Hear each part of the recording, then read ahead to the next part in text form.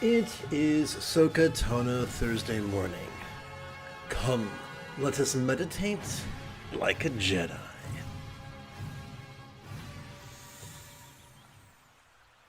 This morning let us play with the vast expanse of the diamond-like mind. Composed by Prahe Vajra, translated from the Tibetan by Chogyal Nomkai Norbu, translated from the Italian by Adriano Clemente, adapted and amplified by yours truly.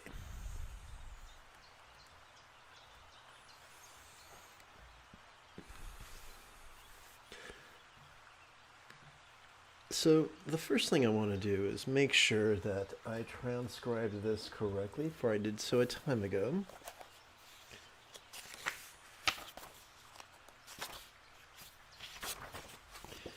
Meditative stability of supreme quality. Being real meditative stability is beyond thought.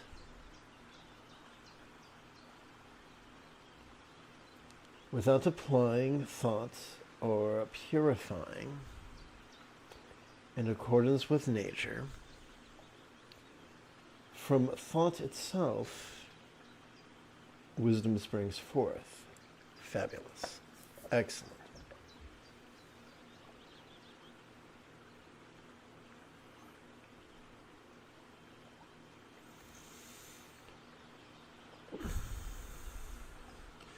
So now it's time for a quick editing opportunity.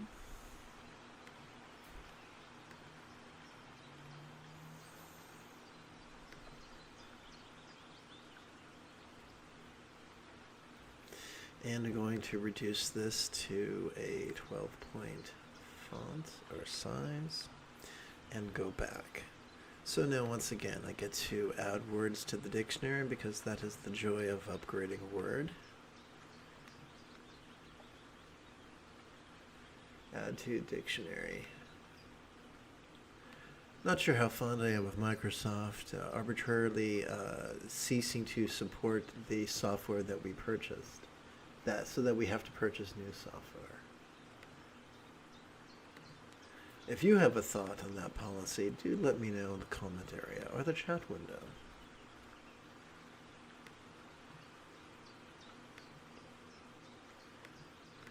Okay, so let's chant. Meditative stability of supreme quality. Being real meditative stability is beyond the tyranny of thought. So, this is important. One moment while I do a bit of cutting and pasting. 1, 2, 3, 4, 5, 6, 7, 8, 9, 10, 12.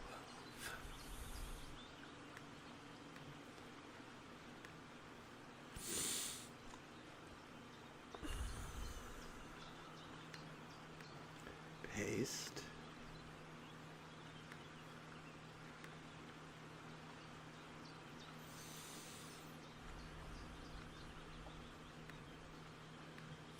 And copy. 1, 2, 3, 4, 5, 6, 7, 8, 9, 10, 11, 12. Fabulous. Okay, back over here and paste.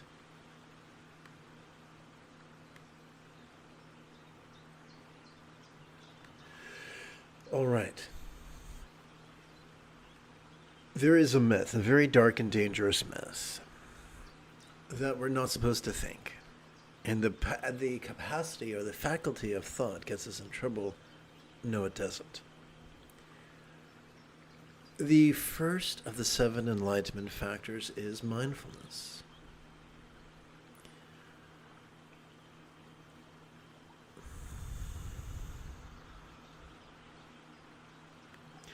One, 2, 3, 4, 5, 6, 7, 8, 9, 10, 11, 12. Whoops. 1, 2, 3, 4, 5, 6, 7, 8, 9, 10, 11, 12. Okay, wrong button. Don't I feel silly? Let's go over here. 1, 2, 3, 4, 5, 6, 7, 8, 9, 10, 11, 12. Let's go over here. Copy. And paste.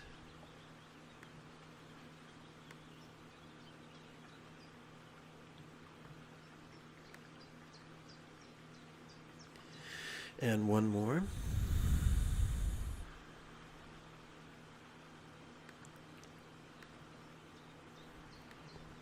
Copy. 1, 2, 3, 4, 5, 6, 7, 8, 9, 10, 11, 12. Okay, here we go. Paste.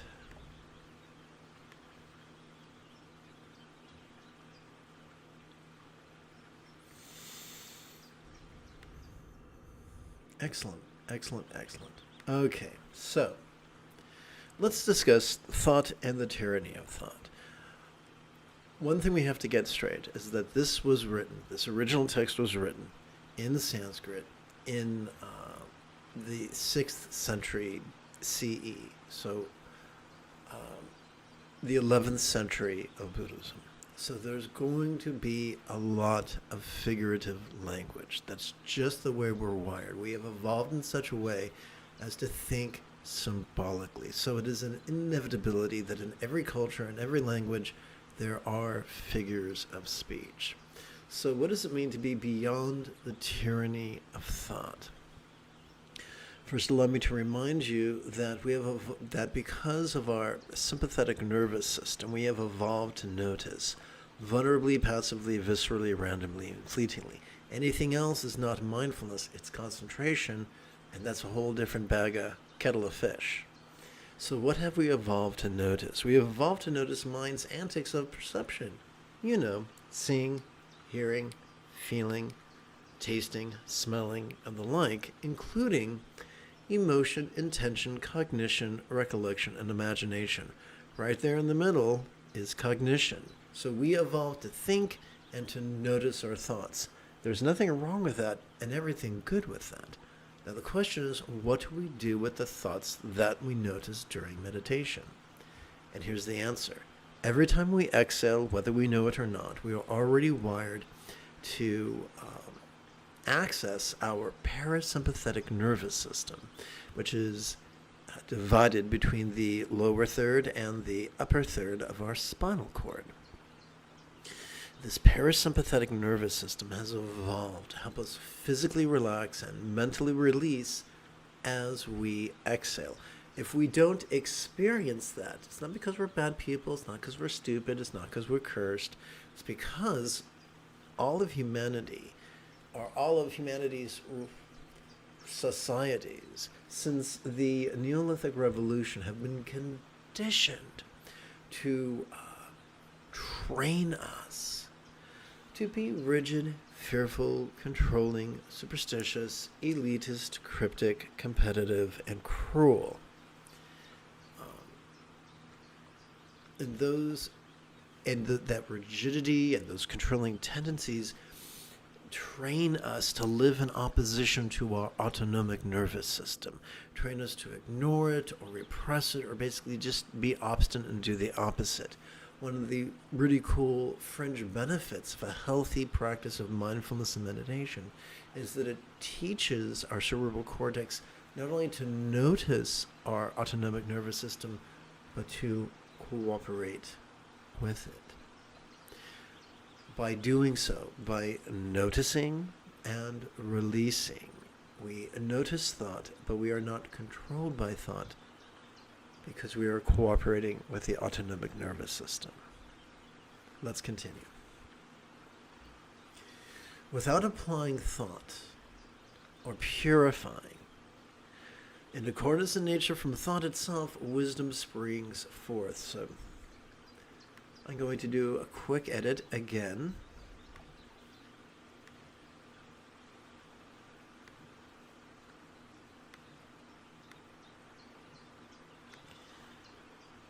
Where is the button? Whoops.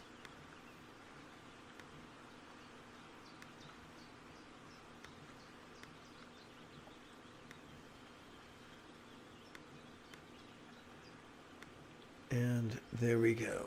And one more correction. Oh, what a joy. Okay. So The inference for the first couplet, and I know it looks like a quatrain, but I just wrote it that way. The inference from the first portion of this verse is that when thought appears, we must slip its tyranny, the way a fighter might slip a punch. How do we do that? Well, those still caught in the thrall of rigidity and controlling tendencies would say, well, I'll just think my way out of it. I will repeat to myself a pithy statement or an affirmation or a contemplation, and I will think my way out of thought, which is a trifle like making love in the name of virginity. Instead of doing that,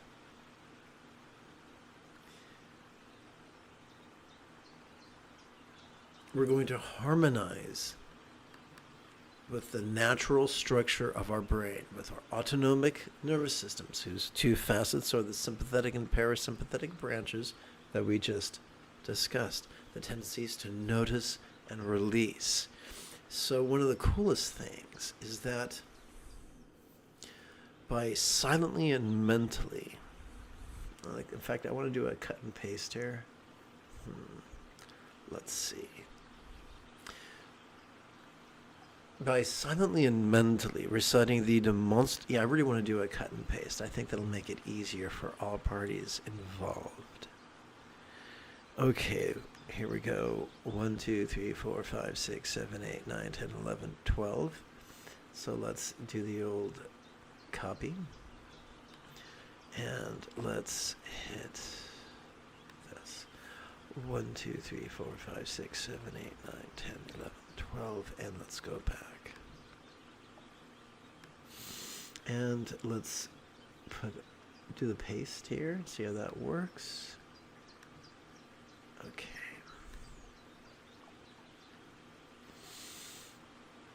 So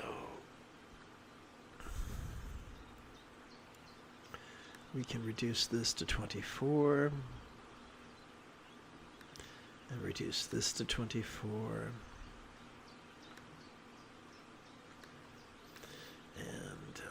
Make sure that everything is cool right here. Good layout. Yeah. All right. Okay. So let's take a gander. 1, 2, 3. Whoops. Here we go.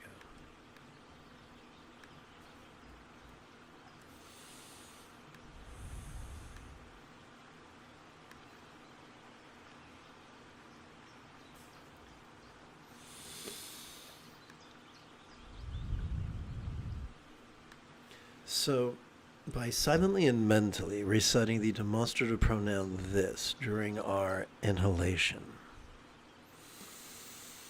we automatically access our sympathetic nervous system, which is already wired to help us to notice vulnerably, passively, viscerally, randomly, and fleetingly.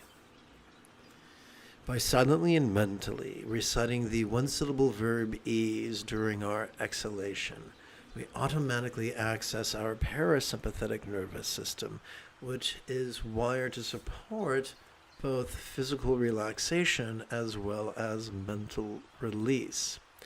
By playing with these two words, the wisdom of letting go springs forth.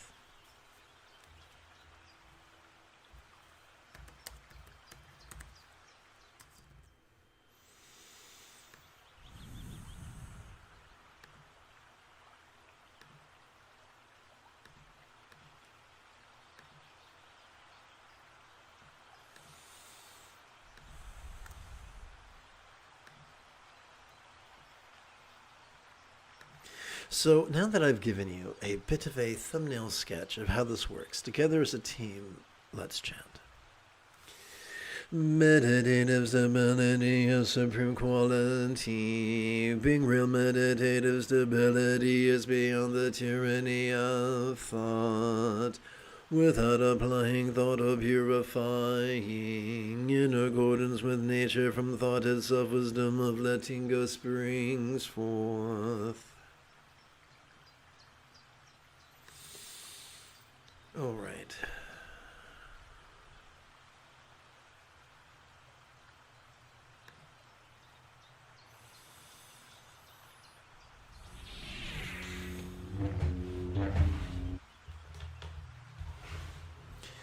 We now return to the first of 4 phases of mindful crease counting meditation.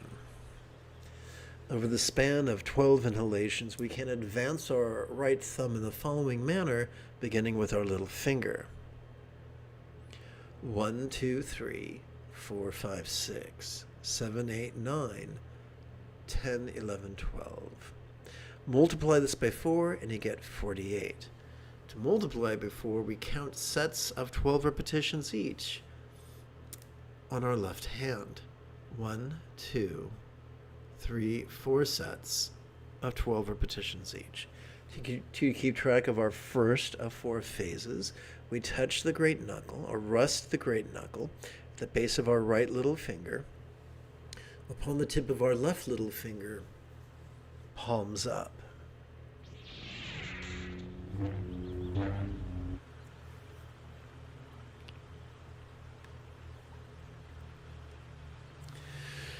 Doing so gently invites our real or imagined subtle energies to coalesce in the bladder region of our lower abdomen.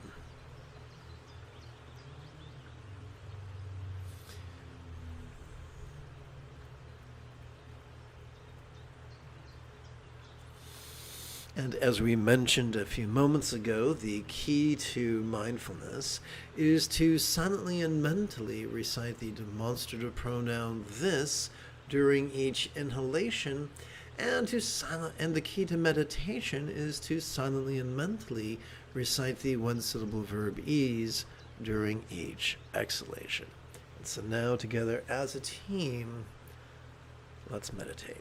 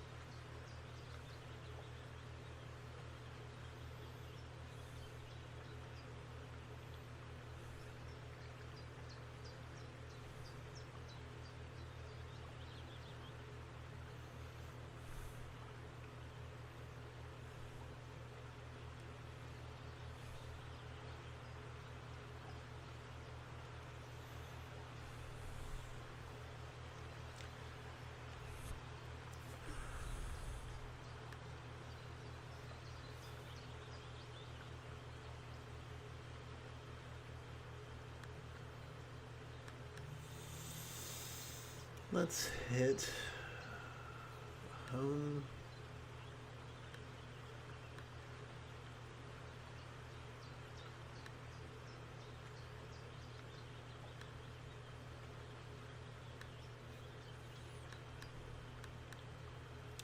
Let's hit home.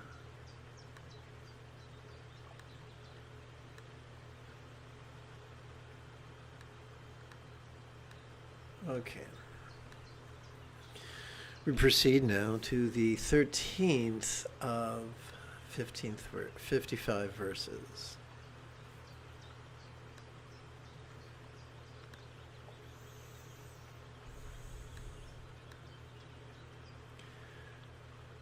Coining the expression gateway to the subtle. They seek the path by isolating the mind. So these are the people. One moment.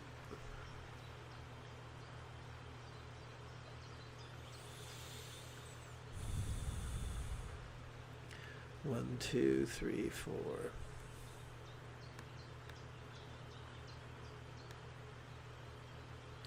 Well, let's just save a step and do this.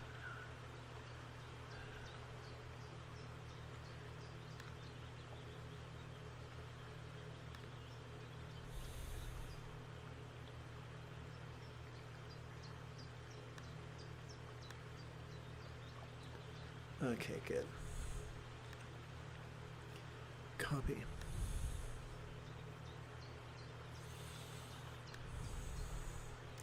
Paste.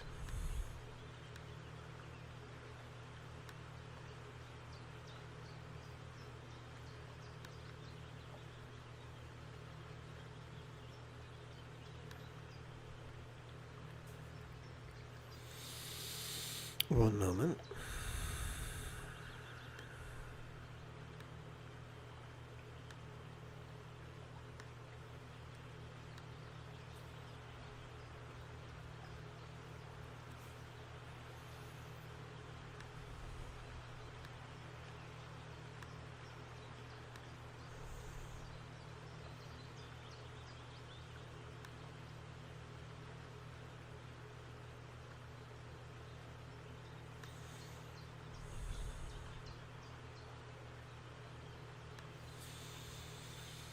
All right.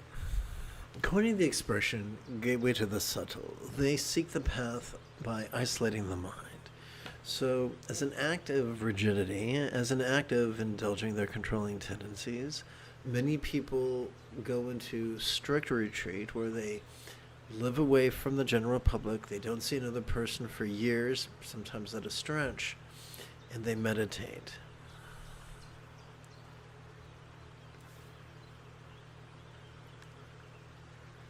Maintaining isolation in a secluded place.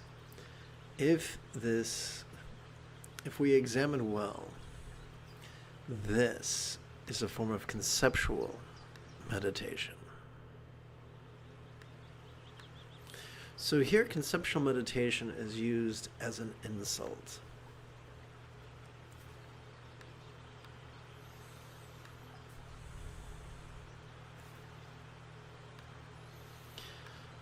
The Buddha taught against austerities.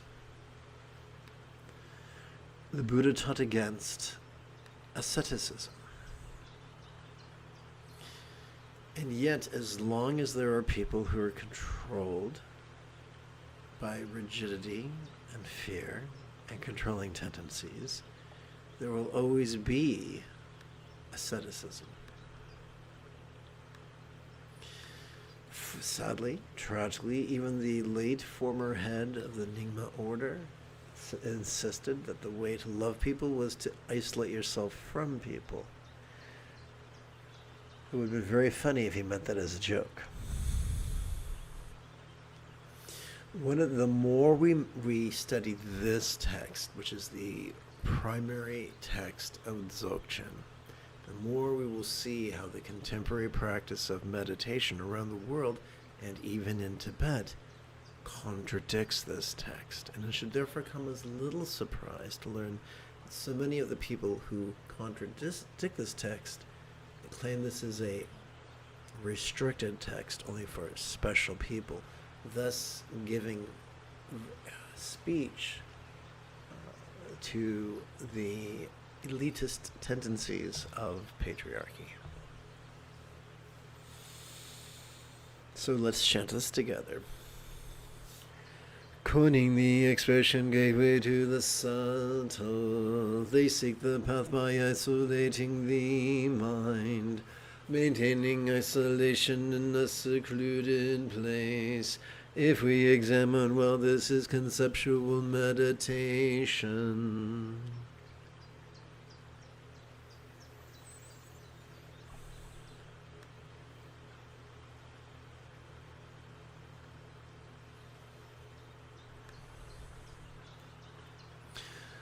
Whoops, gotta hit the right button in the right sequence or no one has a good time. We now turn to the second of 4 phases of mindful crease counting meditation. Over the span of 12 inhalations, we can advance our right thumb in the following manner, beginning with our little finger. 1, 2, 3, 4, 5, 6, 7, 8, 9, 10, 11, 12. Multiply this by 4, and you wind up with 48. We do that by counting sets of 12 upon our left hand. First, second, third, fourth set of 12 inhalations each. Keep track of this second of 4 phases. We can rest the great knuckle at the base of our right ring finger, upon the tip of our left ring finger, palms up in our lap.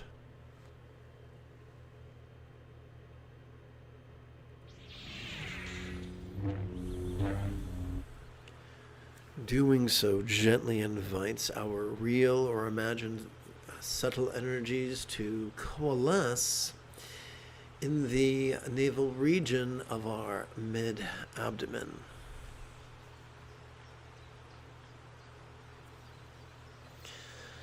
By way of reminder, the most efficient way to practice mindfulness is to silently and mentally recite the demonstrative pronoun this during our inhalation, that we might notice whatever comes up, vulnerably, passively, viscerally, randomly, and fleetingly.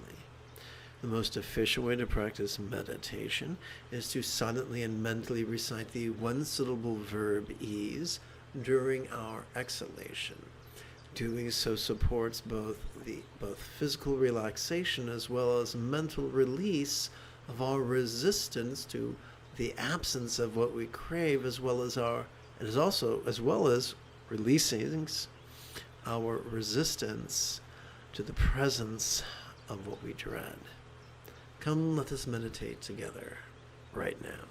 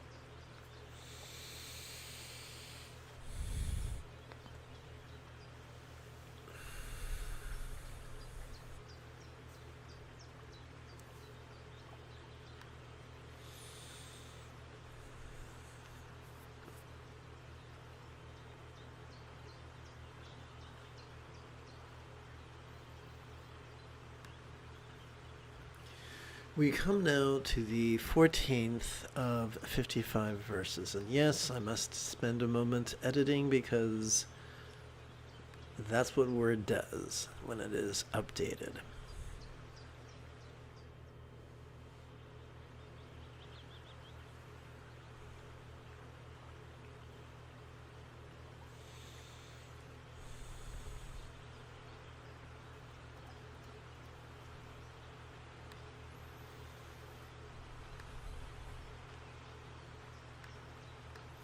They coined the terms cause and effect, but both virtues and negativities dissolve completely. They say we will get out of this world.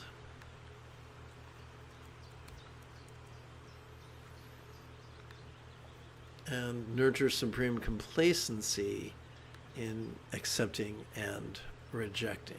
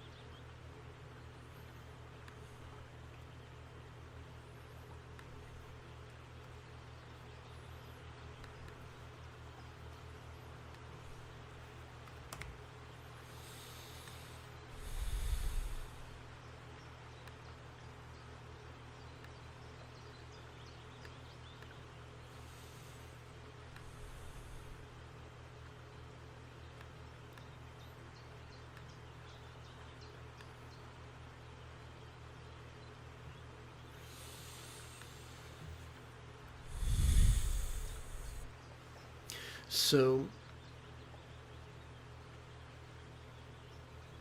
this is going to elaborate on an idea we touched upon last night, during last night's live stream. There are two ways of looking at causality. We can look at causality literally or superstitiously. So yes, if you scream obscenities at a policeman and charge them and then try kicking them in the shins, they will most likely shoot you. Is that justified? Of course not. But is that a reality in the United States of America? Sadly, yes. There's nothing supernatural about that. If you drop a brick on your toe, you'll probably bruise it and perhaps break it. That's just cause and effect, nothing superstitious there. But then there's something one of my teachers referred to as peasant karma, or superstitious cause and effect, thinking that we're cursed or that we have some sort of a negativity in our life, perhaps from our past life, that needs to be purified through austerity or asceticism or mantras or bowing or offerings or receiving a blessing, paying for a blessing from a oddly dressed individual. That's not going to help you. That's not going to help anybody. So here's the idea, is that when we get good, the very act of noticing and releasing is the ultimate purification. The very act of living and the very act of our cerebral cortex cooperating with our sympathetic and our parasympathetic nervous systems is the ultimate purification. But then we hint at non-duality. Not only do we purify negativities, we purify the duality of positive karma and negative karma, also known as virtuous merit or negativities. And so the idea is, we want to escape the tyranny of our aversion for bad karma, but we also want to transcend our greed for good karma. And then you might ask, well, then how do we direct our lives? The more we train in mindfulness and meditation, the more our choices, utterances, and deeds could flow from the effortless effort of love's centered spontaneity. This is the sixth fold of the Buddha's eightfold path. So when we live from centered spontaneity, when we surf the waves generated by mindfulness and meditation, then it is our empathy that drives us forward, non-neurotically, peacefully, without being, without contrivance, without agenda. The highest love is spontaneous and uncontrived. 50% of the Buddha's Eightfold Path pertains to loving kindness. And after explaining 4 facets of loving kindness, we then turn to the effortless effort of love's centered spontaneity, inferring that the ultimate way to apply our loving intentions is from the place of centered spontaneity, thus dispelling our fear of bad karma and our craving for good karma.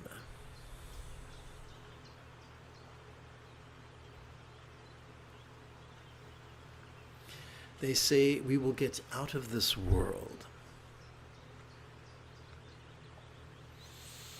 and nurture supreme complacency with dualities accepting and rejecting.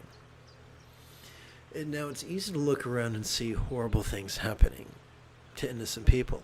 And this is a valid perception. We can look around and we can see the dreadful fruit of sexism, racism, homophobia, transphobia, classism, exploitation, fascism, jingoism, and genocide. This is undeniable. But we do not fix the world by dying and taking an auspicious rebirth in a heavenly paradise, if such a thing exists. Nor can we, as warned by the Tao Te Ching, force humanity to transform this world into a paradise. But we can master the Eightfold Path. We can master mindfulness and meditation such that we effortlessly make of others' worlds a paradise and spread the contagion of mindfulness and meditation passively, vulnerably, thus helping humanity take its next collective steps on the evolutionary path away from competition and cruelty and towards greater cooperation and kindness. One of the keys to facilitating this is non-duality. This is also hinted at as the 7th enlightenment factor, equanimity. Having the same strategy to whatever comes up. Something good happens, notice it and release it. Something bad happens, notice it and release it. Something neither good nor bad happens, notice it and release it. So, rather than going through our lives forever pushing and pulling, and shucking and jiving, and trying to make things happen, we can flow through life. Our practice of mindfulness and meditation can empower us to surf love's wave of centered spontaneity. And that's now, the reason I mention that is there is a literalist approach to non-duality. You know, I've seen people, I've seen stupid young men claim to be, I'm fully enlightened. I can't tell the difference between chocolate and dog shit. Look how enlightened I am. Oh God, their breath is horrendous. That's not the non-duality the Buddha calls us to. Non-duality the Buddha calls us to is no longer being a slave of our primary impulses to push and pull. We are aware of them. They are useful survival instincts, but there's a difference between having an instinct and being defined by the instinct. For instance, I have 2 feet. Most humans have 2 feet, but I'm not obsessed by feet. I'm not defined by feet. I don't have pictures of feet on my walls.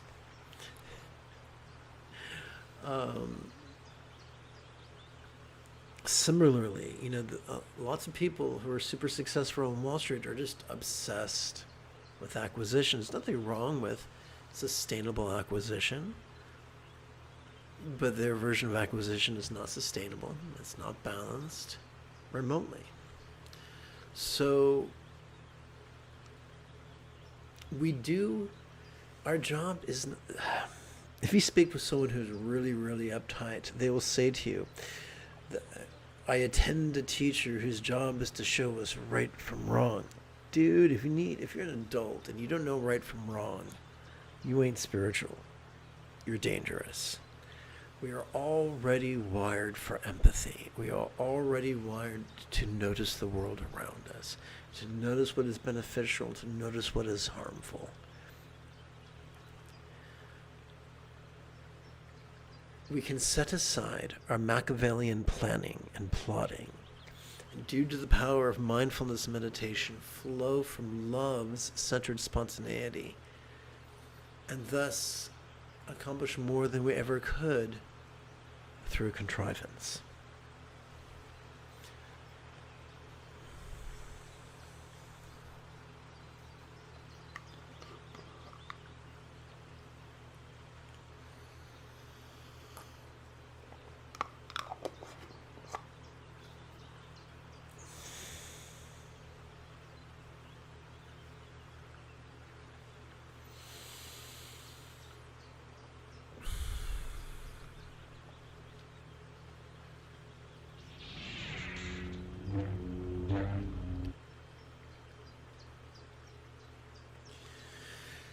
We turn now to the third of 4 phases of mindful crease counting, meditation.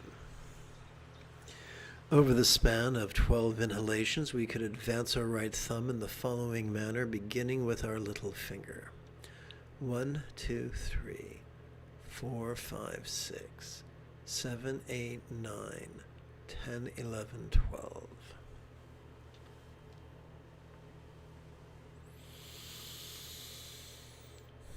If we multiply this by 4, we get 48. To do that, we would count sets of 12 upon our left hand. 1, 2, 3, 4 sets of 12 inhalations each.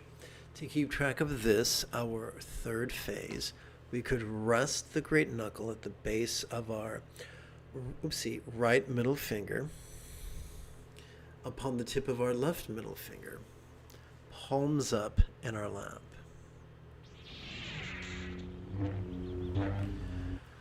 Doing so could gently invite our real or imagined subtle energies to coalesce in the heart region of our chest.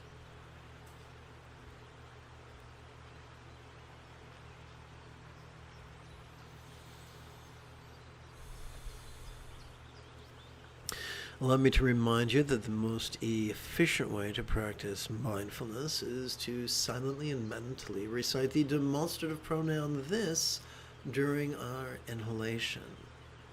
This helping us to notice vulnerably, passively, viscerally, randomly, and fleetingly. The most efficient way to practice meditation is to silently and mentally recite the one-syllable verb ease during each exhalation, thus facilitating the release of our resistance to the absence of what we crave, as well as facilitating the release of our resistance to the presence of that which we hate.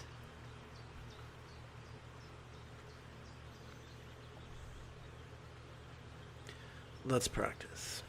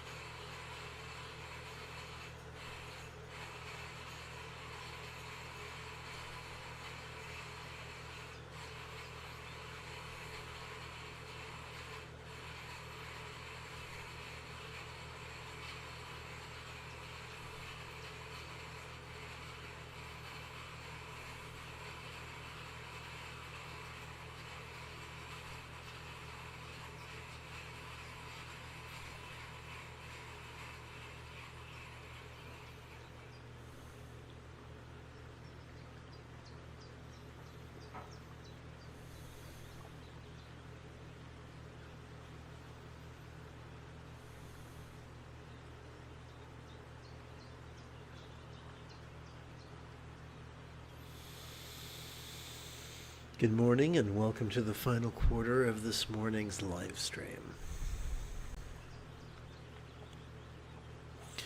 We shall return to an English translation of arguably the first Dzogchen or Hatha Yoga text. Attachment and non-attachment are the path of words.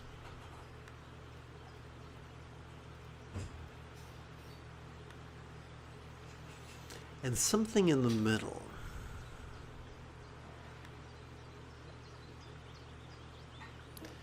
Is the same, like an echo.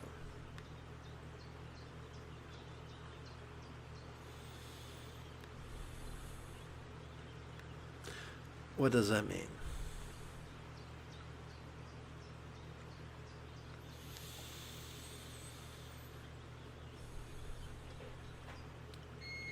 Since the Neolithic Revolution, human society has conditioned all of us to be rigid, fearful, controlling, elitist, cryptic, competitive, and cruel.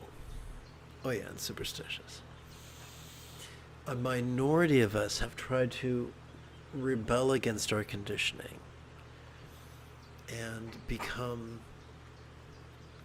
flexible, loving, laid back, rational.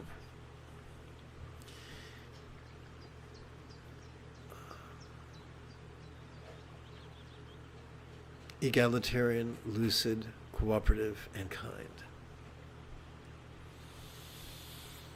In the former group, there's the idea that we can indulge our controlling tendencies to think and reason our way through the minutiae of life.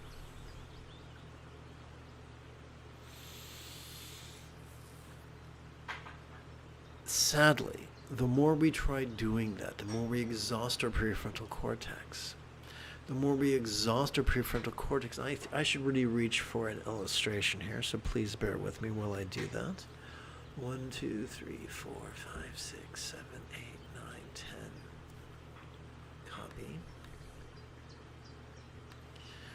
1, 2, 3, 4, 5, 6, 7, 8, 9, 10.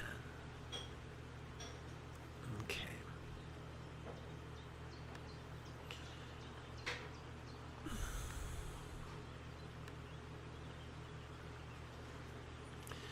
The more that we try to rely upon our ability to focus or reason all the time for everything, the more we exhaust this band known as the prefrontal cortex. When we exhaust that, it triggers our amygdala, which is the seat of anxiety and aggression. So there are profound limitations to the path of words. I learned this the hard way. I speak not from dogmatism, but merely as someone who would like it if your path to enlightenment was shorter and easier than mine. We might look at the two extremes of attachment and non-attachment and conclude that if that is the path of words, then perhaps the key is to find the midpoint. But the author here assures us that the midpoint is as non-graspable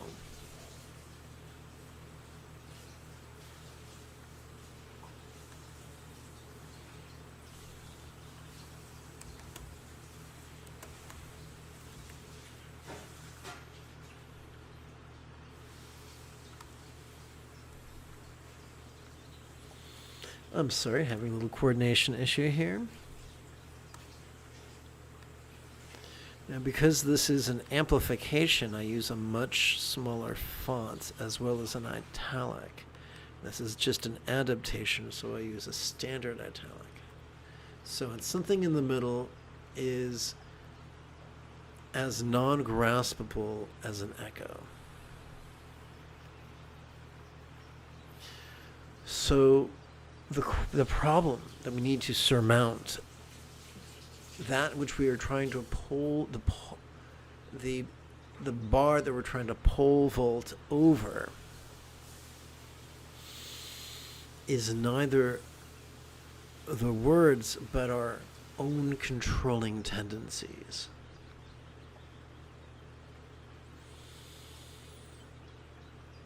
The author then continues, happiness and suffering have the same cause. Said the archetype,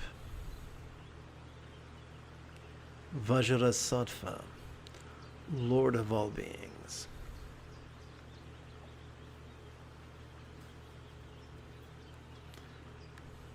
Whoops, what happened here?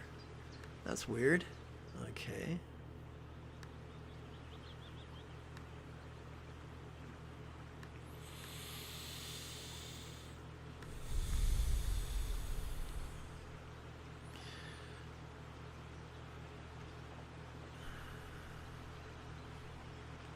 So this refers back to the previous verse. We are conditioned to think that if we do bad, we'll have suffering. If we do good, we'll have happiness. But as we grow up, we learn that there are many kind people who are suffer, and there are many cruel people who are happiness. So that primary duality is misleading. It's quite inaccurate. Let's return to this page.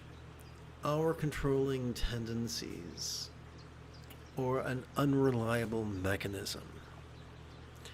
The key is to so master mindfulness and meditation that we flow through life through the effortless effort of love's centered spontaneity. Having said that, and played with this early morning's final verse, let us turn now to the meditation text. Oops, that was the wrong button. There we go. So we turn to the meditation text.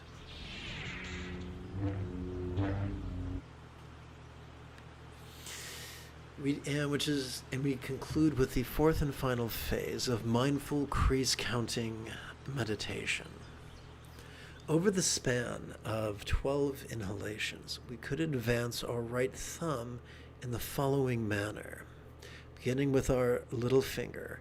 1, 2, 3, 4, 5, 6, 7, 8, 9, 10, 11, 12. Multiply this by 4 and you have 48. So on our left hand we can count 1, 2, 3, 4 sets of 12 inhalations each for a total of 48. To keep track of this, our fourth phase, we could rest the great knuckle at the base of our right index finger upon the tip of our left index finger, palms up in our lap. Doing so could gently invite our real or imagined subtle energies to coalesce in the crown area of our head. Allow me to remind you that the most efficient way to practice mindfulness is to silently and mentally recite the demonstrative pronoun this during each inhalation, and the most efficient way to practice meditation is to silently and mentally recite the one-syllable verb ease during each exhalation. As always, the moment you have a specific question about Buddhist chanting or Buddhist philosophy or Buddhist meditation, please type your question in great detail in the chat window.